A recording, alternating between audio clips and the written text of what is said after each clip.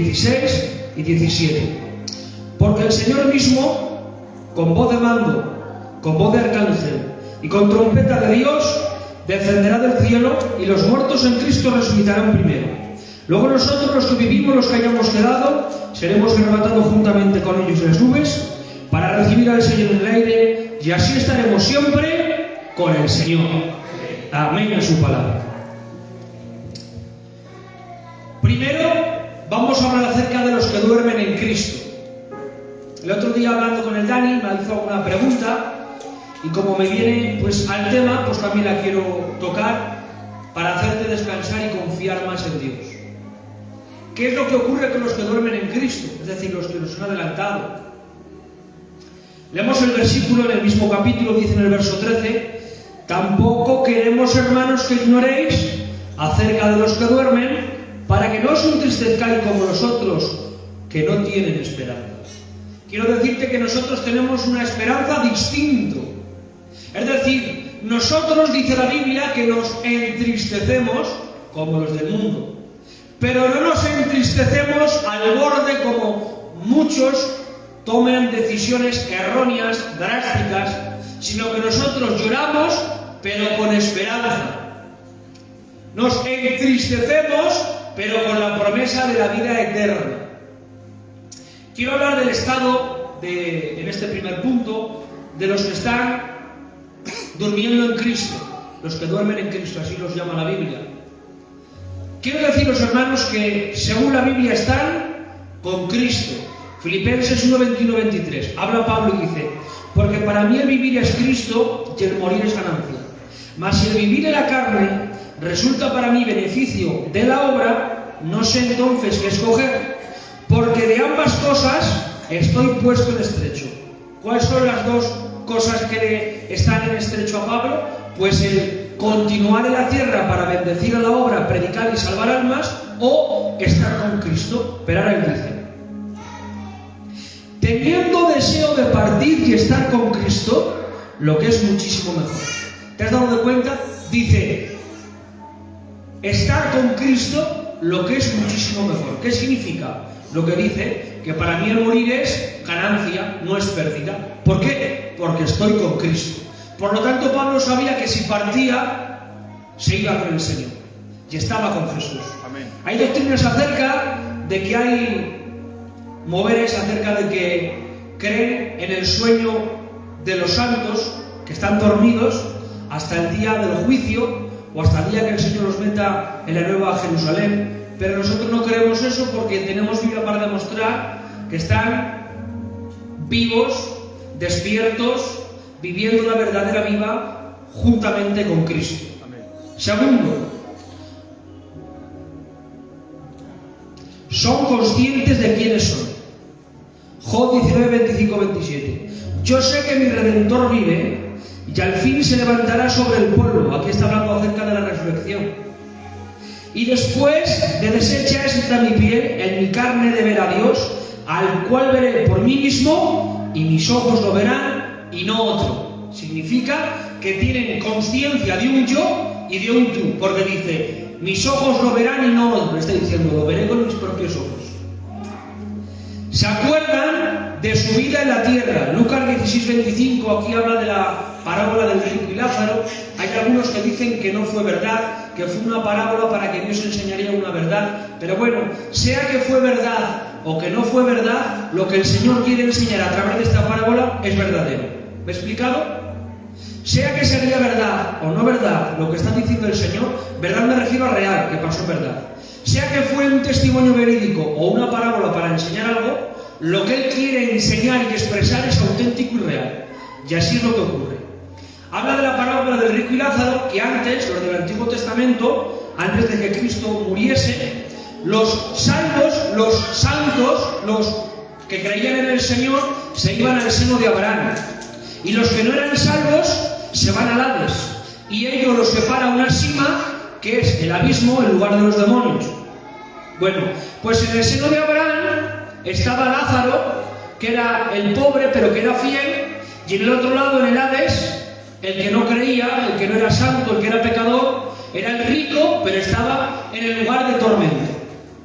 Y fíjate tú que aun estando en el lugar de tormento, tiene consciencia de su vida pasada en la tierra. Dice, pero Abraham le dijo, hijo, acuérdate, está diciendo, acuérdate, ¿de qué? Acuérdate que recibiste tus bienes en tu vida, Lázaro también males. Por lo tanto, si le dice acuérdate, es porque se acordaba de su vida de atrás, ¿verdad? Si no, sería algo necio en esa pregunta. Se acuerdan de sus familiares, en el mismo pasaje. Dice en Lucas 16, 27, 28. Entonces le dijo, te ruego pues, padre, que le envíes a la casa de mi padre, porque tengo 5 hermanos para que les testifiques, a fin de que no venga ellos también a este lugar de tormento. Se acordaba de la casa de su padre y se acordaba de sus hermanos. Y eso que estaban en el lugar de tormento. En el seno de Abraham estaba el rico. Ahora, cuando Jesús muere, dice la Biblia, acuérdate de mí cuando vengas en tu reino, dice, de cierto te digo que hoy estarás conmigo, ¿en dónde? En el paraíso. ¿De qué paraíso está hablando? Del seno de Abraham. Y al tercer día, cuando Cristo resucita, es entonces cuando le quita la potestad y a todos los salvos del Antiguo Testamento, juntamente consigo, se los lleva al reino de los cielos y se cumple el Salmo 24, que dice, abriros puertas eternas, ¿quién es el que llama? Dice, yo soy Jehová el grande, el Rey de gloria. Dice, ¿y quién es este? El cielo lo vio como humano, aunque ya tenía el cuerpo de la resurrección glorificado, pero fue distinto el que entró, perdón, el que salió al que entró. Por eso pregunta, ¿quién es este? Dice, yo soy el Rey de gloria. Y cuando Cristo entra en el cielo, todos los salvos entran detrás de él. Amén. Y ahora están en el reino del cielo, llenos de la gloria de Dios, disfrutando de la verdadera vida. Porque esta vida es pasajera, mas esa es eterna. Porque esta vida no es perdurable, pero allá no se acaba. Disfrutando de Cristo a todo color, sin enfermedad, sin disgustos, sin circunstancias, y gozando de la paz eterna y del amor de Jesús. Amén. Entramos un poquito más en lo que yo quiero entrar. Segundo, en un abrir y cerrar de ojos. ¿Qué significa esto? Esto significa 2 cosas. Primero, significa obviamente que durará un instante. Yo no sé si será 1 segundo, 2, 3, 4, pero muy poco. ¿Por qué digo esto? Porque dice el verso, en un momento, en un abrir y cerrar de ojos. También en Apocalipsis 4, 1, 2, que es un simbolismo de Juan, el apóstol, con la iglesia, de Apocalipsis capítulo 4, vamos a ver el simbolismo de lo que representa Juan, que es la iglesia. Dice, después de esto miré y aquí una puerta abierta en el cielo.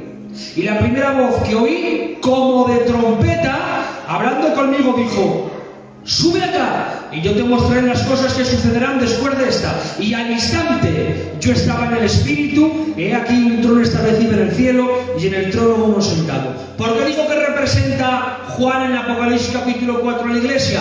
Porque desde Apocalipsis 4 hasta Apocalipsis 19, que son los 7 años de la tribulación y la guerra del Armagedón, en ningún momento aparece la iglesia. ¿Sabéis por qué? Porque Juan representa en este instante lo que va a pasar con la iglesia. Dice, oí una voz de trompeta. ¡Qué casualidad! Claro, es que era la voz de Jesús haciendo como un simbolismo del arrebatamiento para dar a entender que Juan era la iglesia y que antes que vendría el juicio iban a ser arrebatados. Por ello, oí una voz de trompeta, dice, y al instante estaba delante del trono de Dios.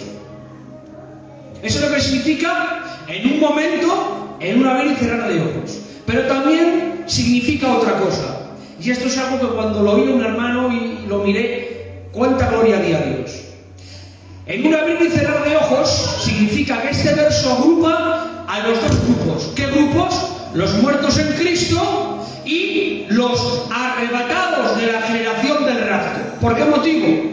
Porque si te das de cuenta dice en un abrir y cerrar. ¿No lo dice bien? En un abrir y en un cerrar. No lo dice bien. Sería en un cerrar y en un abrir. Por ejemplo, nosotros no abrimos y cerramos, sino que el parpadeo nos hace cerrar y nos hace abrir. ¿Qué está diciendo aquí? Está diciendo esto. El primer grupo, que es los muertos en Cristo, como van a resucitar primero, su espíritu y su alma están en el reino de los cielos, pero su cuerpo se ha quedado aquí.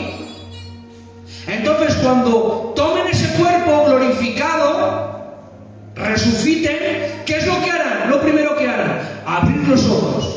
Los abren aquí en la tierra para ir directamente al cielo. Pero los del arrebatamiento, la generación, que ojalá seamos la nuestra, la generación del arrebatamiento no ocurre así, porque están con vida. Y entonces ellos no es en un abrir, es en un cerrar. Porque según venga el arrebatamiento, nuestros ojos se cierran automáticamente, nuestro cuerpo se transforma y somos arrebatados.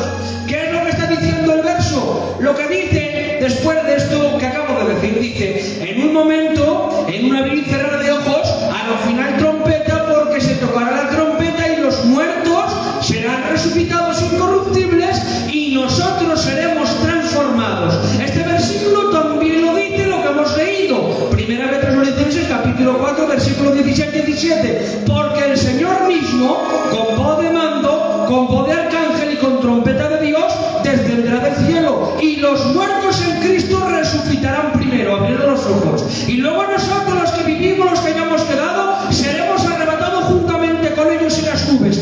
Cerraremos los ojos para abrirlos allá, y así estaremos siempre con el Señor. Eso es lo que significa, que los muertos lo abren para ser resucitados en el cielo, y nosotros, la generación del arrebatamiento, que ojalá seamos nosotros, los cerramos para abrirlos en el cielo. Amén. Algo que me gustó mucho esto, hermanos. Tercero, distintos niveles de gloria en el toque de la trompeta. Ya veis que estoy yendo despacito para que se me entienda bien, ¿vale? Dice el verso, porque el Señor mismo, con voz de mando, con voz de arcángel y con trompeta de Dios. ¿Qué significa esto? El mismo, con voz de mando, con voz de arcángel y con trompeta de Dios. Es como que hace una distinción, ¿verdad? Primero, el Señor mismo. A lo largo de la historia de la Biblia vemos que Dios ha designado tareas, ¿verdad, Alfonso? A Moisés le dijo, saca a mi pueblo. Israel está en Egipto esclavizado. A los profetas decía, trae un mensaje de liberación a mi pueblo. A los reyes decía, gobernad bien mi pueblo. A los jueces decía, golpear a los enemigos y sacarlos de la esclavitud. Él enviaba, él respaldaba, él capacitaba, él ordenaba, él dirigía, él decía, pero aquí no. Esta tarea es tan especial, es tan extraordinaria que dice él mismo. Es decir, él no envía a nadie para llevar a todas sus ovejas al verdadero redil. El pastor del Salmo 23 que dice Jehová es mi pastor, nada me faltará, es el mismo del versículo 6 que dice que a la casa del Señor iremos y así estaremos por siempre. El pastor del Salmo 23 es el que sale al encuentro para coger a sus ovejas y llevarlas a casa, al verdadero redil y a la verdadera vida. Amén. Segundo, voz de mando. ¿Qué significa esto, voz de mando? Esto nos habla algo en el sentido militar. Voz de autoridad. Voz de alguien grande que dice algo y se cumple y todos lo llevan a cabo. Amén. Voz de gobierno, voz de autoridad. Este versículo de voz de mando tiene también sintonía con el Salmo 29, 3 al 8 que dice, voz de Jehová sobre las aguas, truena el Dios de gloria, Jehová sobre muchas aguas, voz de Jehová con potencia, voz de Jehová con gloria, voz de Jehová que quebranta los cedros, que quebrantó los cedros del Líbano, los hizo saltar como becerros, al Líbano y al Sirión, como hijos de búfalo, voz de Jehová que derrama llamas de fuego, voz de Jehová que hace temblar al desierto, hace temblar Jehová el desierto de Zades. Es decir, cuando la voz de Jehová, la voz de mando, la voz autoritativa sale de su boca, aun los desiertos tiemblan. Y esta voz de mando también está ligada a lo que pasó con Lázaro. Lázaro llevaba ya 4 días muerto. Lázaro ya estaba con su cuerpo descomponiéndose, de tal manera que su hermana dice, déjalo ya, maestro, porque ya lleva 4 días. Pero esta es la voz de autoridad, esta es la voz de mando, que lo imposible se hizo posible, que lo difícil se hizo fácil y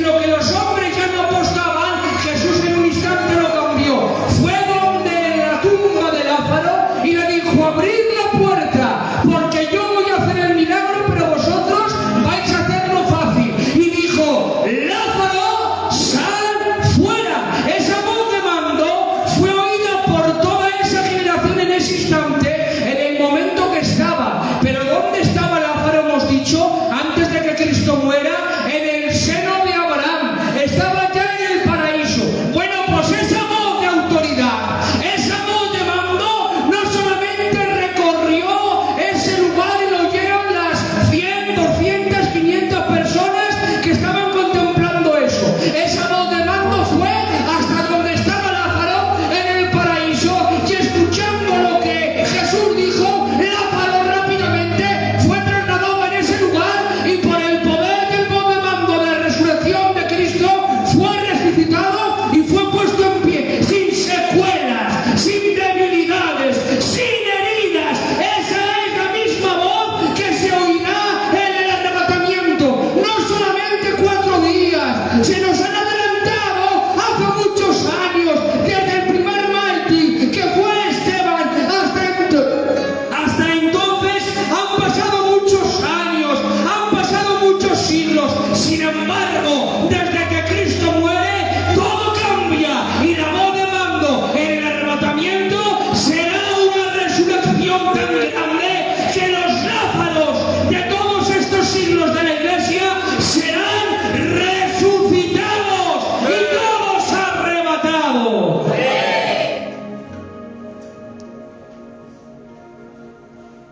Gloria a tu nombre. Voz de arcángel. ¿Qué significa esto? Dice la Biblia, y traerá Dios con Jesús a los que durmieron en Cristo. Los traerá consigo.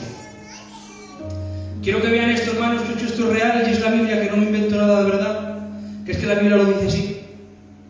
Dice, porque si creemos que Jesús murió y resucitó, así también traerá Dios con Jesús a los que durmieron en él. Amén. Van a venir los ángeles con el Señor, y detrás de él van a venir los que durmieron con él.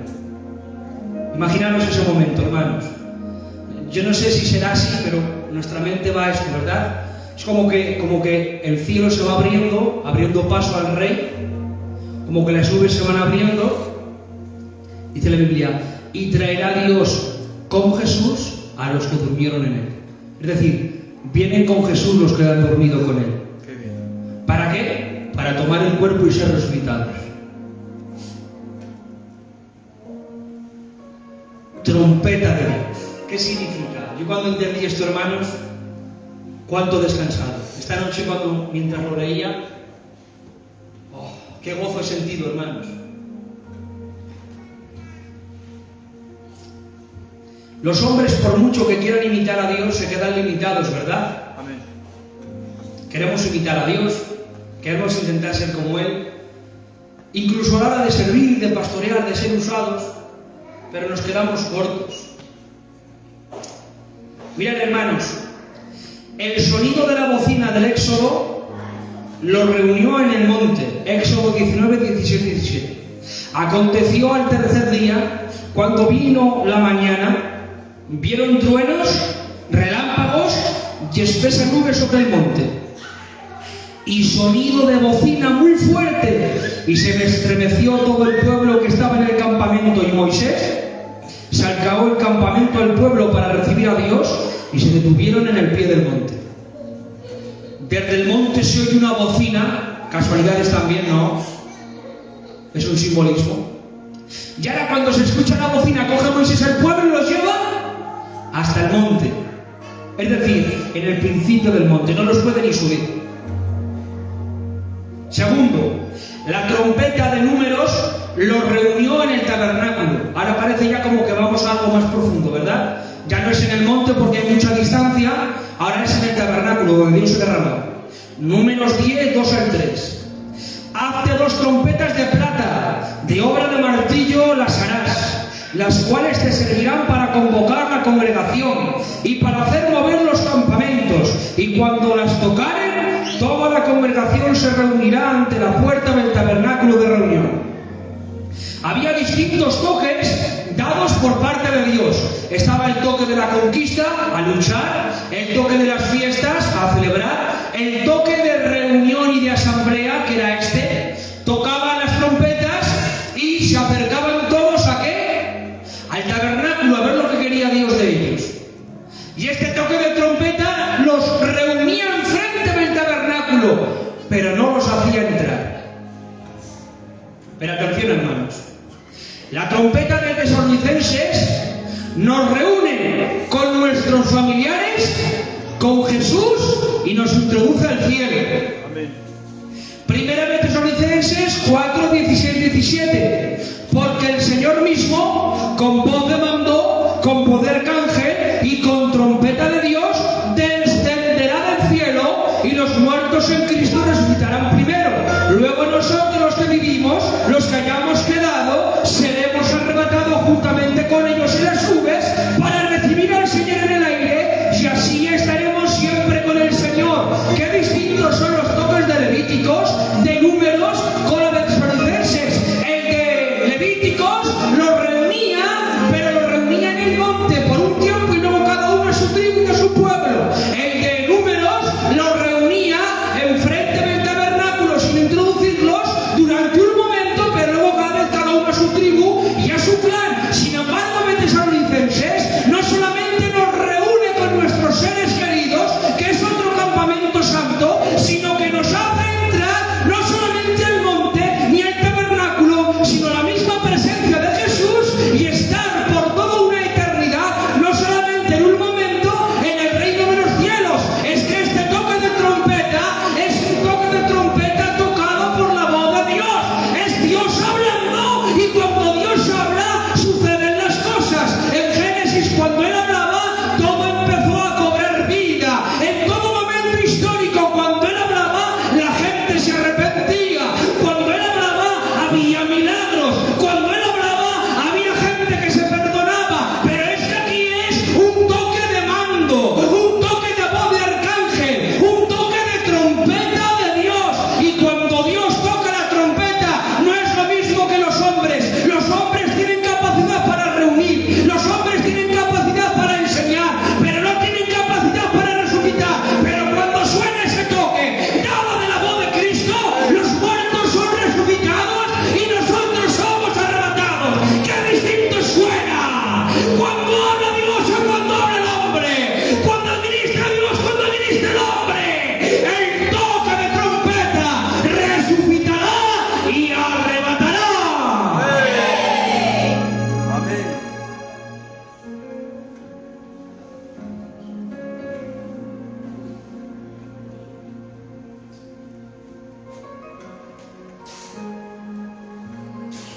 Cuarto, ¿en qué momento escatológico sonará el toque de la trompeta? Ya sabéis que dentro de la escatología, del arrebatamiento, hay distintas enseñanzas. Están los medio tribulacionistas que creen que vamos a pasar media tribulación. Están los post-tribulacionistas que creen que vamos a pasar toda la tribulación. Está el traslado parcial, que creen que va a haber un arrebatamiento al principio y en el medio. Y luego estamos nosotros, que somos los pre-tribulacionistas. Antes que venga la tribulación, nos vamos con Cristo al cielo. Mirad, hermanos, los medio tribulacionistas, los que creen que vamos a pasar la media tribulación, dicen que esta trompeta son las mismas trompetas que Apocalipsis 8, 6 al 7. Y lo dicen por esto. En el versículo 6 y en el versículo 7 dice: y los 7 ángeles que tenían las 7 trompetas se dispusieron a tocarlas. El primer ángel tocó la trompeta y hubo granizo y fuego mezclados con sangre, pero fueron lanzados sobre la tierra y la tercera parte de los árboles se quemó, y se quemó toda la hierba verde. Ellos dicen que es la misma trompeta de Corintios 15 y la misma trompeta de 1 Tesalonicenses 4 es las mismas trompetas de Apocalipsis que acabamos de leer. Y ellos dicen que 1 Corintios 15:52, que dice en un momento, en una abrir y cerrar de ojos, en la final trompeta, porque se tocará la trompeta, dicen que al final trompeta significa, a la última trompeta de las 7 se efectuará el arrebatamiento. Y parece Alfonso como que pega, porque dice, a la final trompeta. Es como que parece que lleva razón, ¿no? A la final trompeta. Pero vamos a ver lo que significa el verso. Vamos a ir comparándolo bajo el contexto y viendo lo que significa el verso muy despacito para que se entienda. Primero, en Corintios la trompeta es de reunión, hemos dicho. Sin embargo, en Apocalipsis es de juicio. Segundo, en Corintios es una trompeta. En Apocalipsis son 7 trompetas. Tercero, en Corintios la trompeta la toca Dios. En Apocalipsis las tocan los ángeles. Y ahora vamos al verso para desgranarlo muy despacito. A la final trompeta no se refiere a la última trompeta del Apocalipsis, cuando dice la final trompeta. Está diciendo, al final de ese toque de trompeta será el arrebatamiento. Y el verso siguiente define qué trompeta es, porque dice, porque se tocará la trompeta. En el primer verso habla cuándo ocurrirá, que es cuando acabe ese toque. Y el siguiente verso afirma que solo será una trompeta. Es decir, a la final trompeta no significa a la séptima trompeta de Apocalipsis, sino al final toque de la trompeta. ¿Y qué trompeta es? Dice, porque se tocará una trompeta. Está diciendo el verso, al final del toque de la única trompeta que va a sonar, se efectuará el arrebatamiento. ¿Me explicaba? Al final del toque de la única trompeta que se va a tocar, será el arrebatamiento. Por eso tenemos Biblia para decir, podríamos citar más ejemplos, pero no quiero entrar aquí porque no es el tema, para decir que antes que venga la tribulación, que antes que venga el juicio, que antes que venga la ira sobre los pecadores, los muertos en Cristo resucitarán primero y luego nosotros seremos arrebatados. Dice en 1 Corintios 15, 51, 54, he aquí os digo un misterio, no todos dormiremos, pero todos seremos transformados. Significa, no todos seremos arrebatados, pero sí que todos recibiremos el cuerpo glorificado. Dice, en un momento, en un abrir y cerrar de ojos, a la final trompeta, porque se tocará la trompeta, y los muertos serán resucitados incorruptibles, y nosotros seremos transformados, porque es necesario que esto corruptible se vista de incorrupción, y esto mortal se vista de inmortalidad, y cuando esto corruptible se haya vestido de incorrupción, y esto mortal se haya vestido de inmortalidad, entonces se cumplirá la palabra que está escrita, sorbida es la muerte en victoria. El verso que hemos leído, 1 Tesalonicenses 4, 13 al 18, tampoco queremos, hermanos, que ignoréis acerca de los que duermen, para que no os entristezcáis como los otros que no tienen esperanza, porque si creemos que Jesús murió y resucitó, así también traerá Dios con Jesús a los que durmieron en él. Por lo cual os decimos esto en palabra del Señor, que nosotros que vivimos, que habremos quedado hasta la venida del Señor, no pereceremos a los que durmieron, porque el Señor mismo, con voz de mando, con voz de arcángel y con trompeta de Dios, descenderá del cielo, y los muertos en Cristo resucitarán primero. Luego nosotros, los que vivimos, los que hayamos quedado, seremos arrebatados juntamente con ellos en las nubes para recibir al Señor en el aire, y así estaremos siempre con el Señor. Por tanto, Iglesia de Ullón, alentaros los unos a los otros con estas palabras. ¿Qué palabras? Maranata, Cristo viene pronto. En breve despegamos, en breve nos vamos al cielo, en breve abrazaremos a los que abracemos, en breve veremos a los que vimos, en breve besaremos a los que besemos, en breve caminaremos con los que caminemos, en breve estaremos con los que estuvimos, en breve estaremos con Cristo, y ya no necesitaremos más fe, porque lo veremos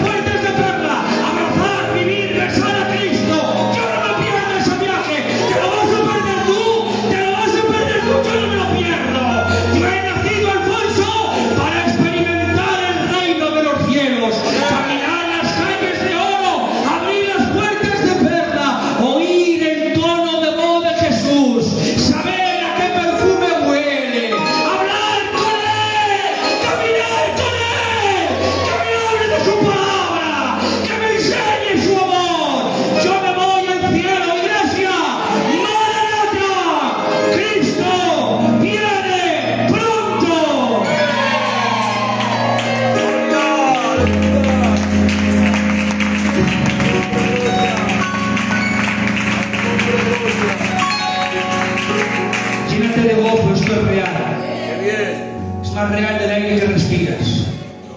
Es más real que lo que piensas ahora mismo, que lo que oyes. El cielo es real y es tu lugar. Que no te engañe el diablo. Te adoro, Dios. Piérdete lo que quieras, pero no te pierdas esta aventura tan extraordinaria de experimentar el toque de la trompeta de reunión. Amén. Le damos un aplauso al Señor.